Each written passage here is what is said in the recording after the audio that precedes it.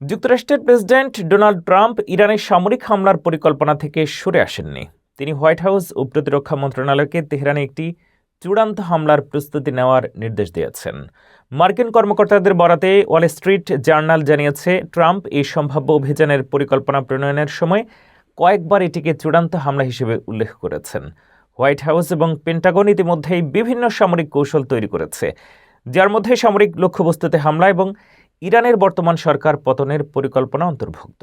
বিকল্পভাবে আইআরজিসি অবকাঠামোতে সীমিত আকারের আকাশ হামলাও বিবেচনায় রাখা হয়েছে। মধ্যপ্রাচ্য উত্তেজনার মধ্যেই ক্যারিবীয় অঞ্চলে মোতায়েনে রণতরী ও যুদ্ধবিমানগুলো এখন ইরানের দিকে অগ্রসর হচ্ছে। তেহরান পাল্টা হুমকি দিয়ে জানিয়েছে, কোনো হামলা হলে তারা সংযততা ছাড়াই প্রতিশোধে নেবে। আন্তর্জাতিক বিশ্লেষকরা এই পরিস্থিতিকে পারস্য উপসাগরীয় অঞ্চলে চরম নিরাপত্তা ঝুঁকি এবং বিশ্ব রাজনীতিতে অস্থিরতা হিসেবে দেখছেন।